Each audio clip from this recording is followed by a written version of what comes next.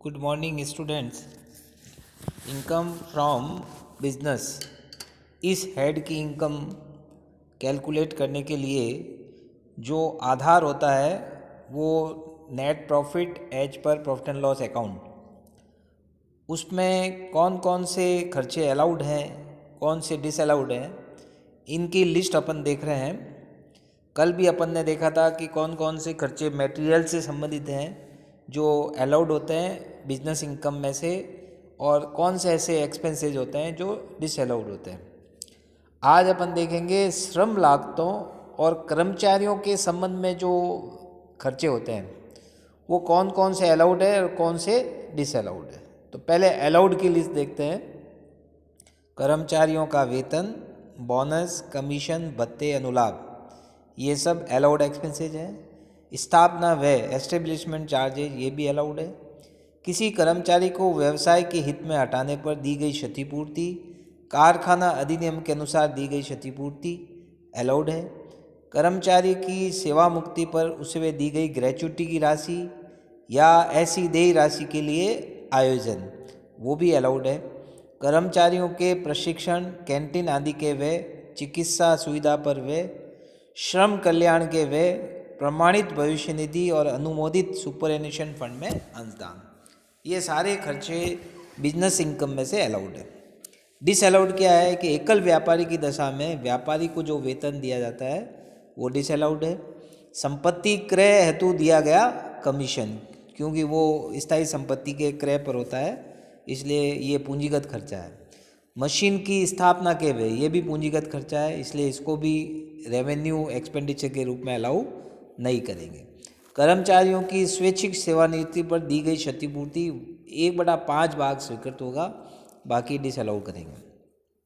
उदारतावश किसी कर्मचारी को दी गई कोई राशि या किसी विधवा को दी गई पेंशन, ये भी डिसअलाउड है। कंपनी के समापन पर दी गई पेंशन की एकमुश्त राशि डिसअलाउड है। अप्रमाणित भविष्य निधि में अंशदान डिसअलाउड है। श्रम कल्याण निधि में नियोक्ता का अंशदान या श्रम कल्याण ट्रस्ट को अनुदान, ये भी डिसअलाउड है। अब तीसरा देखिए, संचालन व्यय, बिजनेस ऑपरेशन एक्सपेंसेस हैं, उनमें कौन कौन से खर्चे अलाउड है और कौन कौन से डिसअलाउड है। पहला देखिए, भवन का किराया, कर, दर, बीमा और मरम्मत व्यय अलाउड है। प्लांट, मशीन, फर्नीचर की मरम्मत और बीमा व्यय अलाउड है। कच्चे एवं निर्मित माल का बीमा प्रीमियम अलाउड है। सहकारी समिति द्वारा पशुओं का बीमा, ये भी अलाउड है। मृत और अयोग्य पशुओं से हानि, ये भी अलाउड है।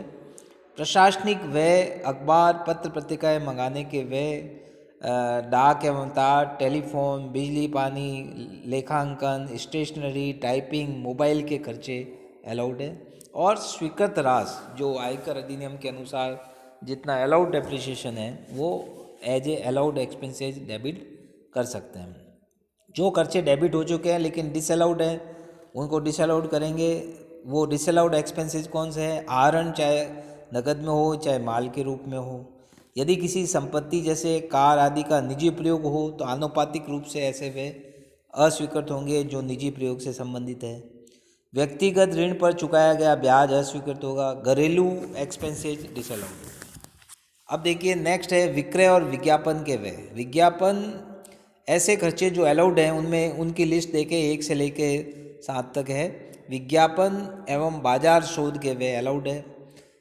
विक्रय एजेंटों को दिया गया कमीशन, आड़त और दलाली, यात्रा व्यय अलाउड है। माल की पैकिंग, गाड़ी भाड़ा आदि के व्यय अलाउड है।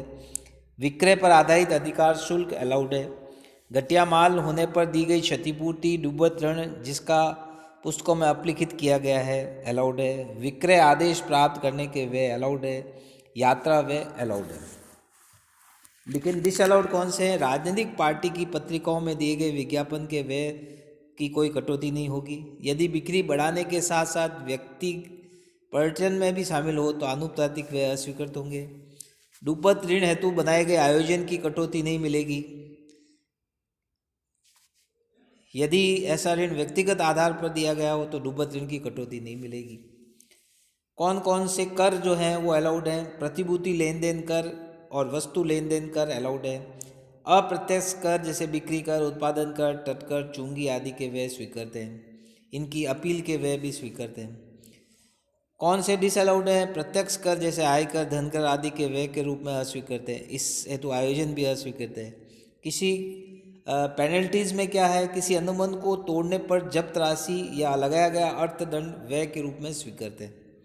किसी कानून का उल्लंघन करने पर लगाया गया अर्थदंड अस्वीकृत है।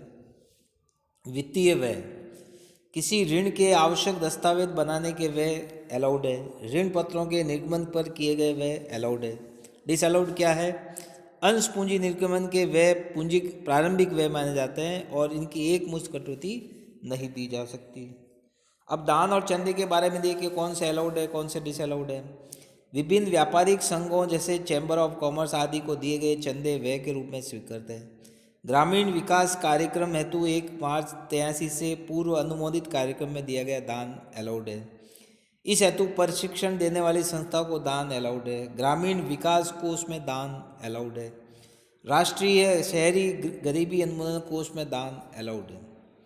डिसअलाउड क्या है? दान चंदे, किसी भी धार्मिक उद्देश्य से दिया गया कोई व्यय या धार्मिक आधार पर दिए गए दान डिसअलाउड है।